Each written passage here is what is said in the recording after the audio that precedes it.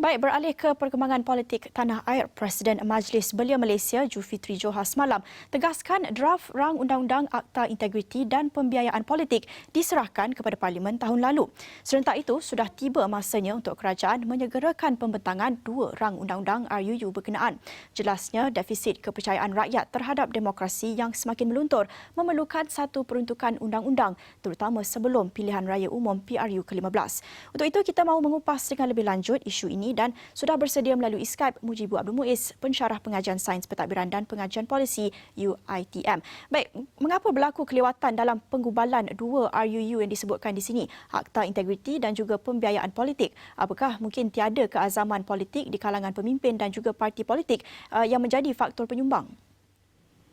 Ya, terima kasih Naila. Saya rasa barangkali kelewatan ini berlaku disebabkan kita faham selepas berlaku perubahan kerajaan pada 2018, ini adalah perkara yang diangkat sebagai agenda perjuangan Kerajaan Pakatan Harapan. Dan kita setidak-tidaknya melihat komitmen politik itu ada kepada mereka apabila perkara ini telah pun dibawa ke peringkat proses perundangan pada bulan Februari lalu, tetapi akibat peralihan kerajaan maka itu terhenti. Tetapi barangkali lah ya, saya merasakan kerajaan yang ada pada hari ini juga mahu meneruskan perkara itu, tetapi mungkin kerana kita faham dengan krisis politik yang berterusan, ketidakstabilan kerajaan dalam masa yang sama pandemik COVID-19 itu yang barangkali melengahkan sedikit usaha untuk meneruskan perkara ini. Tetapi saya berpendapat bahawa sudah tiba masa untuk kerajaan sekarang, Kerajaan Perikatan Nasional untuk meneruskan perkara ini kerana jelas ketidakstabilan politik itu berlaku disebabkan adanya usaha pihak-pihak tertentu untuk memancing ahli politik melompat parti dan sebagainya, dan akhirnya telah menunjukkan kita betapa seriusnya perkara ini kepada politik negara setelah apa yang berlaku di peringkat persekutuan. Malah mungkin kita ambil dalam kes di negeri Sabah apabila usaha untuk memancing ahli-ahli Dewan Undangan Negeri cross kepada Barisan Nasional dan akhirnya membawa kepada pilihan negeri dan sudahnya menyebabkan masalah pandemik COVID-19 di negara kita ini bertambah sukar untuk dihadapi sehinggalah sekarang. Mujibu, mungkin beberapa pihak akan melihat sekiranya kita bergantung kepada keazaman politik sama ada kerajaan semasa ataupun ahli politik mana-mana sahaja, mungkin akan lewat sedikit RUU tersebut. Apa mungkin alternatif lain? Mungkin kita boleh bergantung kepada pihak lain selain daripada ahli politik. Mungkin from the ground up, apa mungkin alternatif atau idea lain yang boleh dikemukakan di sini? Ya, saya rasa dari bottom to up ini memang sudah jelas ada gerakan-gerakan. Memang mau tidak mau, suka tidak suka, memang kita terpaksa menunggu kepada keazaman politik kerana ia melibatkan perubahan-perubahan perlembagaan tertentu yang akan melakukan perubahan yang drastik kepada perkara ini. Kerana kalau kita kira daripada pihak NGO, badan-badan pertubuhan yang lain memang telah banyak kali menyuarakan perkara ini, daripada Bersih kepada Transparency International Malaysia, Pertubuhan Belia dan sebagainya, melihat kepada keperluan ini kerana perkara ini bukan baru, dia telah berlaku sejak lama. Kalau kita masih ingat pada tahun 1990 bagaimana dua kes di Kelantan, Adun Sungai Pinang dan juga Adun Limbungan, ketika itu daripada sepangat 46-nya Syed UMNO telah mewujudkan satu krisis kepimpinan yang melibatkan kes mahkamah. Jadi di situ kes titik mula daripada apa yang berlaku pada hari ini.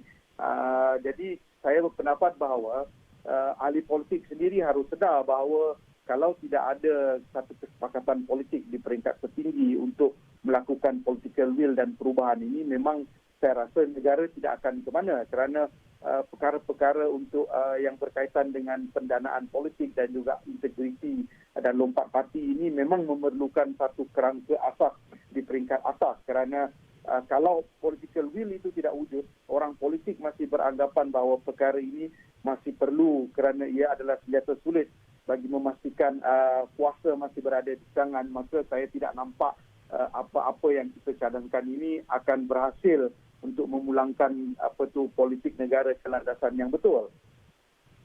Mengambil kira situasi politik semasa, sebagai contoh kita lihat krisis di Perak, isu kepimpinan PKR, Perikatan Nasional dan juga Muafakat Nasional. Bagaimana Mujibu melihat isu defisit kepercayaan rakyat kepada pemimpin yang mewakili mereka? Ya, betul. Saya sebenarnya sedikit gusar dan risau ya apabila defisit keyakinan politik kepada parti politik terutamanya ya di negara kita ni semakin berkurangan. Apa yang kita risaukan adalah apa yang dikatakan oleh Majlis Belia Negara, Majlis Belia Malaysia ni yang mengatakan bahawa kita ada kerisauan gerakan-gerakan untuk memboikot mengundi, orang tidak pulang mengundi, tidak mahu lagi terlibat dalam pilihan raya dan sebagainya ini akan meningkat. Dan kalau ini meningkat, sudah tentu ini tidak bagus kepada politik negara disebabkan defisit keyakinan tersebut. Maka kita akan menghadapi satu kemurungan politik dan juga kita akan menghadapi kelesuan politik yang secara tidak langsung akan memberi kesan besar kepada perjalanan sosio-politik negara. Kerana demokrasi itu harus digerakkan di peringkat bawahan dan juga rakyat itu sendiri harus merasakan demokrasi menjadi satu mekanisme dan alat mereka untuk bersuara dan berpartisipasi secara aktif terhadap politik. Tetapi kalau ini telah dimatikan, maka kita berhadapan dengan kelesuan politik dan juga apa yang kita katakan sebagai kelesuan ataupun kemandoman politik lah, kita boleh katakan begitu ya Naila. Jadi ini tidak baik kepada politik untuk masa depan. Sudah tentu kita berhadapan dengan ahli politik yang rata-ratanya adalah orang-orang veteran di peringkat atasan. Tapi kita pula melembabkan dan melesukan politik berpartisipasi di peringkat bawahan. Maka kita tidak akan memiliki satu dinamika politik yang berganti secara baik di peringkat atas. Secara ringkas, Mujibu bercakap tentang kelesuan politik dan kalau kita lihat di negara jiran sepanjang tahun ini, di Indonesia, di Thailand, di Hong Kong juga, kelesuan ataupun mungkin defisit kepercayaan rakyat ini semua menuju kepada satu mungkin titik mendidih, boiling point sehingga berlaku tercetusnya kekecohan dan juga protes. Adakah kita menjangkakan perkara yang sama ataupun mungkin rakyat di Malaysia ini masih lagi bersabar? Apa risikonya jika berlaku kelesuan politik ini? Ya, saya rasa memang kita perlu ada kegusaran kepada boiling point di mana rakyat akan mengambil jalan mudah untuk keluar ke jalan raya dan menunjukkan rasa tidak puas hati terhadap perkara itu. Dan saya rasa itu berlaku di dalam konteks Hong Kong dan juga negara-negara tertentu di dunia. Tetapi mungkin di Malaysia ini kita tidaklah barangkali mahu sampai ke tahap itu. Kerana dalam konteks sekarang barangkali rakyat Malaysia masih lagi beranggapan bahawa tidak sesuai untuk melakukan sedemikian kerana usaha-usaha yang sepatutnya itu masih boleh diambil.